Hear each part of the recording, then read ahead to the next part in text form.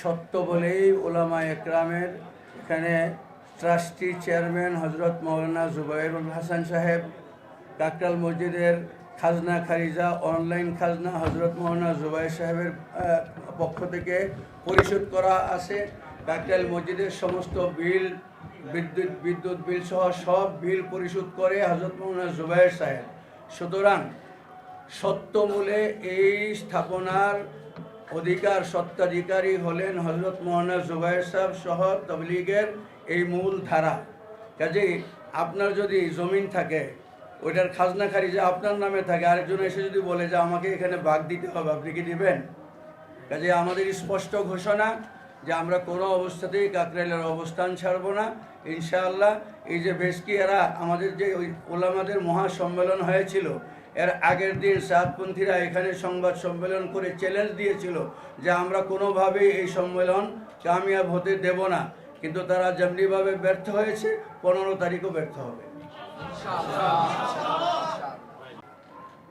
ধর্মের যখন কেউ অপব্যাখ্যা করে, কোরআন হাদিসের অপব্যাখ্যা করে, নবী রসুলগণের সমালোচনা করে, তখন সঙ্গতভাবেই ওলামা একরামের দায়িত্ব হয়ে যায় সেগুলোকে উম্মতের সামনে পরিষ্কার করা, স্পষ্ট করা।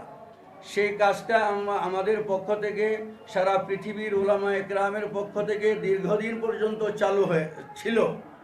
শেষ পর্যন্ত কোনোভাবেই যখন সাদ সাহেবকে বোঝানো গেল না, এমনকি এই প্রচেষ্টার অন্যতম আপনার রূপকার ছিলেন হজরত সাদ সাহেবের উস্তাদ মৌলানা ইয়াকুব সাহেব, হজরত সাদ সাহেবের উস্তাদ ইব্রাহিম দেউলা সাহেব। ইয়াকুব সাহেব মারা গেছেন, ইব্রাহিম দেউলা সাহেব এখনও জীবিত আছেন। ওনারা চেষ্টা করে ব্যর্থ হওয়ার পরেই ওনার থেকে পৃথক হইতে বাধ্য হয়েছেন। কাজেই এখন আর বসার একটাই পথ, আমরা তো আর হককে ছেড়ে দিতে পারবো না। সাহেব সাহেব আজকে যদি তওবা করে ফিরে আসেন, কালকে আমাদের বিরোধ মিটে যাবে। হুজুরও বলছেন, আমরাও সবার পক্ষ থেকে বলতেছি যে সাদ সাহেব যে গোমরাহ, এই ব্যাপারে কোনো সন্দেহ নাই। সেটা যদি আপনারা যাচাই করতে চান, আমরা যেইভাবে বলেন সেভাবে আপনাকে এটাকে প্রমাণ করে দিতে পারবো ইনশাআল্লাহ। বাকি আমাদের বাংলাদেশে যারা সাদপন্থী অনুসারী আছে, ওনাদের প্রতি আমাদের আবেদন যে আপনারা তো বাংলাদেশি, আমাদের দেশের। সাদ সাহেব ইন্ডিয়ার একজন বিতর্কিত ব্যক্তি। আপনারা যদি ওনাকে ছেড়ে দিতে পারেন, যতক্ষণ না উনি তওবা না করবে, যতক্ষণ না উনি দ্বীনের লাইনে ফিরে না আসবে, আপনারা যদি ওনাকে আজকেই ঘোষণা দিয়ে ওনাকে ত্যাগ করেন, আমরা আপনাদের সাথে বসার জন্য রাজি আছি। আপনারা আপনাদের সাথে কাঁধে কাঁধ মিলিয়ে তবলিগ করার জন্য রাজি আছি। আমাদের শুধু একটাই দাবি যে বিতর্কিত সাদ নবীর সমালোচনা করছে, কোরআন হাদিসের অপব্যাখ্যা করছে এবং উনি ইন্ডিয়ান।